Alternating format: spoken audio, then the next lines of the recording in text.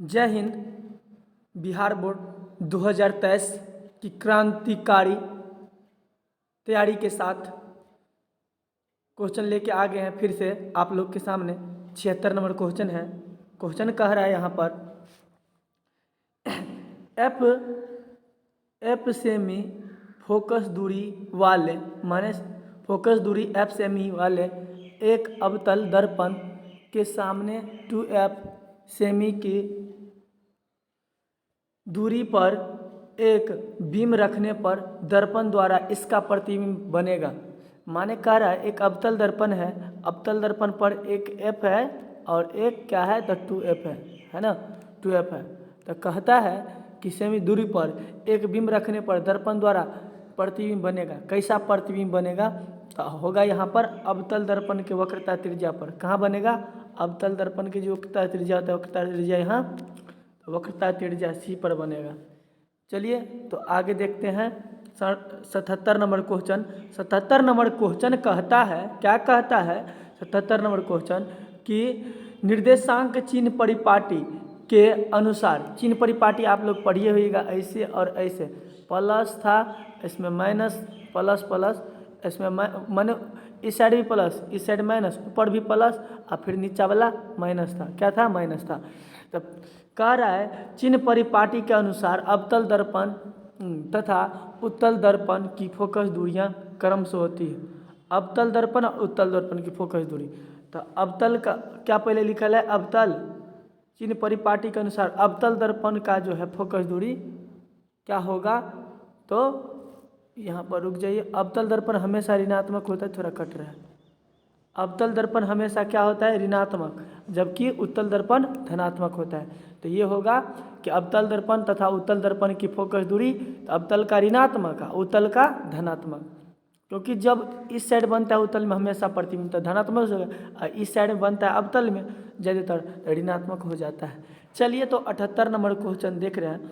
78 number question कह रहा है जब किसी बीम को अवतल दर्पण के वक्रता केंद्र तथा मुख्य फोकस के बीच रखा जाता है तो दर्पण द्वारा बना प्रतिबिंब होता है। क्या कह रहा है? जब किसी बीम माने कि कोनो आदमी कोनो वस्तु है ना, अवतल दर्पण के वक्रता त्रिज्या माने कि सी पर रखा जाता है, सी पर, और यहाँ पर एफ होता है बीच में, तो सी पर रखा जाता है तो दर्पण द्वारा बना प्रतिबिंब कैसा होगा? सी पर रखेंगे तो क्या होगा, है ना। तो ऐसे जाता है और एक ऐसे जाता है, यहाँ पर सी ए पर बनना चाहिए। देखते हैं क्या देता है। तो वास्तविक बनता है, ऐसे में बनेगा तो वास्तविक बनेगा। वास्तविक बनता है, उल्टा बनता है, देखिए उल्टा बना कि नहीं, और वस्तु के बड़ा, वस्तु से बड़ा बनेगा। क्या बनेगा? वस्तु से बड़ा बनेगा। तो चलिए ऑप्शन यहाँ पर हो जाएगा ए। जब क्या बोला? अवतल दर्पण के वक्रता त्रिज्या पर रखेंगे और मुख्य फोकस के बीच, सॉरी हम वक्रता त्रिज्या पर रख देते, वक्रता त्रिज्या और मुख्य फोकस के बीच रखेंगे तो उल्टा बनेगा। उल्टा माने नीचा माह बनेगा, है ना, और वास्तविक बनेगा तथा वस्तु से बड़ा बनेगा। आगे जो है 79 नंबर क्वेश्चन है 79। एक छोटे द्वारक वाले अवतल दर्पण की फोकस दूरी 10 cm है। एक छोटे अवतल फोकस दूरी 10 cm, तो इसका दर्पण वक्रता त्रिज्या क्या होगा? तो फार्मूला आप पढ़े हैं ना, एफ बराबर क्या होता है? r/2। एफ बराबर होता है r/2 होता है। तो देखिए यहाँ पर क्या दिया है? एफ दिया है, एफ दिया है तो यहाँ पर 10 रख दीजिए। अब बराबर में आर तो नहीं दिया, निकालना है तो r/2 गुना कर लीजिएगा तो 10 दूना 20, तो r बराबर कितना हो गया? 20 हो गया। कितना हो जाएगा? 20। तो ऑप्शन बी, ऑप्शन बी हो गया। चलिए आगे देखते हैं। दिया है 80 नंबर, मोटर गाड़ियों के चालक के सामने लगे दर्पण होते हैं। मोटर गाड़ी होता है ना, मोटर गाड़ी, तो मोटर गाड़ी के चालक के सामने ई वाला जो होता है अलग वाला रहता है ना, तो मोटर गाड़ी के चालक के सामने कौन सा जो है दर्पण लगा रहता है? तो अवतल दर्पण। ऐसा धंसा वाला भाग कौन होगा? मोटर गाड़ी के चालक के सामने, सॉरी हेडलाइट नहीं कर रहा है, चालक के सामने, यानी साइड मिरर की बात कर रहा है। तो साइड मिरर जो चालक के सामने उत्तल रहता है, उत्तल दर्पण। कौन दर्पण? उत्तल दर्पण। इस प्रकार फिर आ गया 81 नंबर 81 नंबर, उत्तल दर्पण द्वारा बना प्रतिबिंब का प्रतिबिंब होगा। उत्तल दर्पण द्वारा बना बीम का प्रतिबिंब माने फोटो का प्रतिबिंब। उत्तल दर्पण, कौन दर्पण? उत्तल। उत्तल दर्पण में ऐसे होता है उत्तल दर्पण।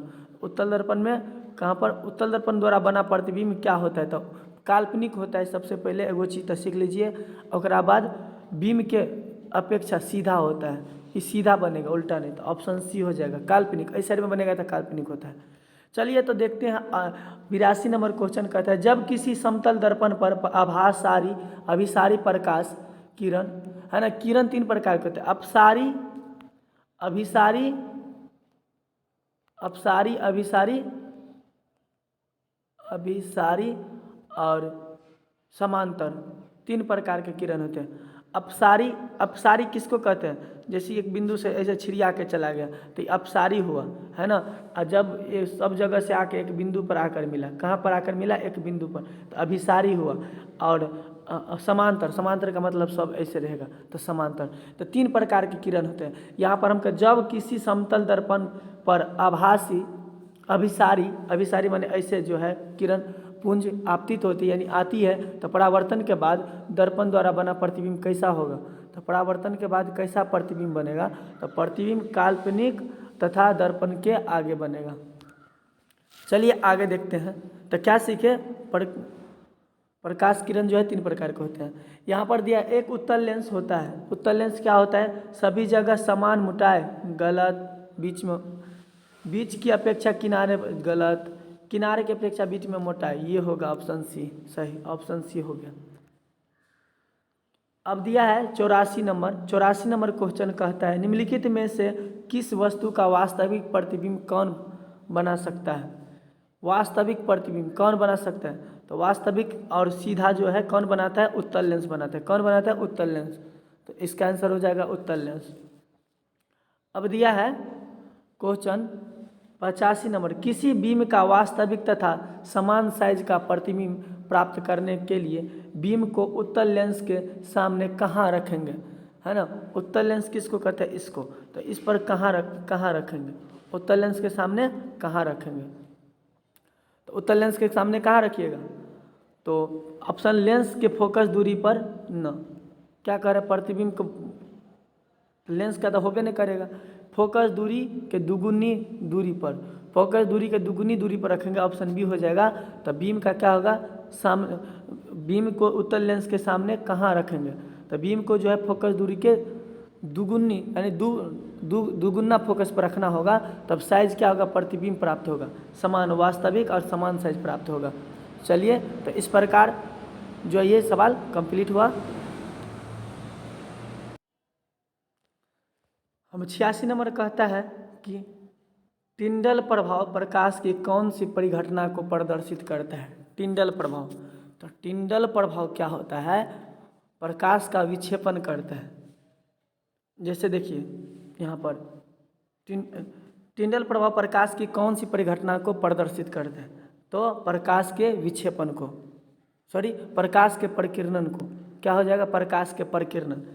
क्या होता है? जब कोनो, ये मान लीजिए बाल्टीन ले लिए और इसमें जल भरल है, तो ऐसे देते हैं, लाइट देते हैं, रोशनी, है ना, ऐसे लाइट आता है, तो ये प्रकाश का क्या करता है? परिकर्णन कर देता है। क्या करता है? परिकीर्णन कर देता है। तो उसे टिंडल प्रभाव कहते हैं। क्या कहते हैं? टिंडल प्रभाव। तो प्रकाश का क्या किया? परिकीर्णन न किया।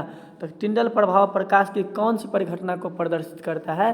तो प्रकाश के परिकीर्णन को, माने छितराने की काम करता है। उसके बाद ये 87 नंबर, वायु में प्रकाश की चाल निर्वात की अपेक्षा होती है। वायु में प्रकाश की चाल, तो वायु में प्रकाश की चाल निर्वात की अपेक्षा क्या होगा? कम होगा। क्या होगा? कम। निर्वात में देखिए, जब सड़क जो रोड जो रहता है पूरा खाली, तो वहाँ पर गाड़ी आप क्या चलेगा? एकदम स्पीड में चलेगा। देखते हैं कितना एक्सीडेंट करता है, तो वहाँ पर जो है गाड़ी खूब स्पीड में चले। लेकिन जब रोड चौक चौराहा आ जाए, समझ गए, तो वहाँ पर जो है गाड़ी थोड़ा स्लो कर लेते हैं। तो निर्वात का मतलब होता है पूरा खाली। निर्वात का मतलब क्या होता है? पूरा खाली। तो निर्वात में जो है आप गाड़ी जो है एकदम स्पीड में चलेगा। और हवा का मतलब हो गया, और हवा का मतलब होगा कि एक माध्यम आ गया तो हवा थोड़ा घर्षण करता है कि नहीं? रोकता है। तो इस प्रकार वहाँ पर स्पीड कम हो जाएगा। तो यहाँ दिया वायु में प्रकाश की चाल निर्वात की अपेक्षा क्या होगा, तो वायु में जो है कम होगा, निर्वात में सबसे ज़्यादा स्पीड में। 88 नंबर क्वेश्चन है, 88 नंबर क्वेश्चन क्या है कि निम्न में से किस लेंस की फोकस दूरी धनात्मक होती है। निम्न में से किस लेंस की फोकस दूरी धनात्मक होती है, तो किस लेंस की फोकस दूरी धनात्मक होगी, तो उत्तल लेंस की धनात्मक होती है, जबकि अवतल लेंस की ऋणात्मक होती है। चलिए आगे दिया है क्वेश्चन, नई कार्तीय चिन्ह परिपाटी, वही अभी दिखाए थे कार्तीय चिन्ह परिपाटी के अनुसार दर्पण के सामने रखे गए बीम की दूरी क्या होगा, दर्पण के सामने हुआ ऋणात्मक होगा। क्या होगा, दर्पण के सामने इस साइड में माइनस होता है, इस साइड में प्लस, ऋणात्मक होता है, ऊपर में भी प्लस। अब दिया है यहाँ पर 90 नंबर क्वेश्चन कहता है निम्न में से किस माध्यम में प्रकाश की चाल अधिकतम होती है, तो निर्वात में सबसे अधिक, अभी नहीं सिखाए थे, ओकरा बाद निर्वात में सबसे अधिक होता है। चलिए अब दिया है प्रकाश का चाल न्यूनतम होता है, सबसे कम होता है, तो क्या में होगा, इसमें निर्वात में तो सबसे फास्ट, जल में भी ठीक ठाक, वायु में भी रहेगा, कांच में सबसे स्लो में चलेगा, न्यूनतम रहेगा। आगे जो दिया है 92 नंबर क्वेश्चन क्या कह रहा है, 92 नंबर कि निम्न में से किस दर्पण की फोकस दूरी धनात्मक होती है, निम्न में से किस दर्पण की फोकस दूरी धनात्मक होती है, तो अब ये बताए थे उत्तल की फोकस दूरी धनात्मक होती है। अब दिया है 93 नंबर क्वेश्चन, कहता है यदि किसी समबाहु त्रिभुज का मतलब प्रिज्म, क्या प्रिज्म ऐसे है ना, यदि किसी समबाहु त्रिभुज में प्रिज्म में निर्गत की कोण और विचलन कोण, तो ये हुआ आपतित किरण है ना, और ये ऐसे जाता है और फिर यहाँ से निर्गत होके जाता है, तो इसको कहता है निर्गत किरण। क्या कहता है, निर्गत किरण। तो निर्गत कोण, तो ये हुआ निर्गत कोण और विचलन कोण, ये हो गया विचलन कोण 40 डिग्री और 30 डिग्री, तो आपतन कोण कितना होगा, तो आपतन कोण क्या हो जाएगा, 50 डिग्री पर आपतन करेगा। आपतन कोण कितना पर आएगा, 50 डिग्री पर आएगा। चलिए आगे देखते हैं 94 नंबर क्वेश्चन, एक उत्तल लेंस की क्षमता 1 डायोप्टर है, माने पावर बराबर कितना हो गया, 1 डायोप्टर है ना, तो उस लेंस की फोकस दूरी होगी, उस लेंस की फोकस दूरी एफ निकालना है, तो क्या फार्मूला है, P बराबर 1/f, P बराबर क्या होता है, 1/f होता है। तो P कितना, पावर कितना दिया है, 1 डायोप्टर, तो 1 बराबर, इसको 1 मीटर में रहता है तो इसको सेंटीमीटर में कर लेते, तो 100/f यहाँ पर हो गया। तो यहाँ पर 1 दीजिए, तो F बराबर क्या हो गया, 100 सेंटीमीटर हो गया। कितना हो गया, 100 सेंटीमीटर। कौन लेंस है, उत्तल लेंस है, तो प्लस होगा, क्या होगा, प्लस होगा। तो यहाँ पर ऑप्शन हो जाएगा आपका सी। अब दिया है 95 नंबर क्वेश्चन कि उत्तल लेंस, क्या दिया है, उत्तल लेंस द्वारा आवर्धित काल्पनिक प्रतिबिंब तब बनता है जब वस्तु रहती है आवर्धित, माने कि ये आवर्धन बराबर था ना H1/H2 इस प्रकार। तो आवर्धन प्रतिबिंब कब बनता है, जब फोकस और लेंस के बीच में रहता है, जब फोकस और लेंस के बीच में रहेगा प्रतिबिंब तब बनेगा। तो चलिए देखते हैं, यहाँ पर दिया है 96 नंबर क्वेश्चन, पानी में डूबे एक उत्तल लेंस की फोकस दूरी हवा में इसकी फोकस दूरी की अपेक्षा क्या होगा।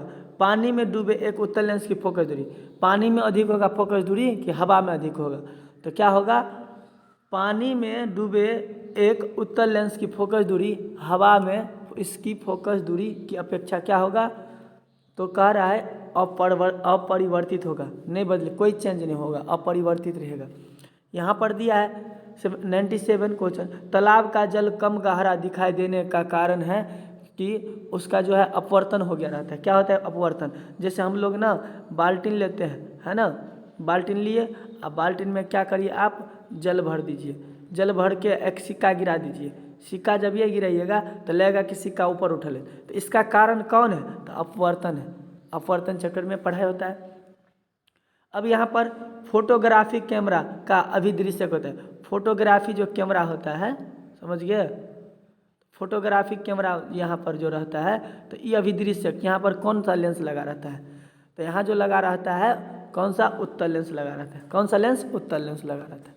चलिए 99 नंबर क्वेश्चन कहता है किसी शब्दकोश में पाए गए छोटे अक्षरों को पढ़ते समय, है ना, छोटका छोटका अक्षर है, तो आप किन माने कौन सा लेंस का पसंद करेंगे, कौन लेंस लगाइएगा।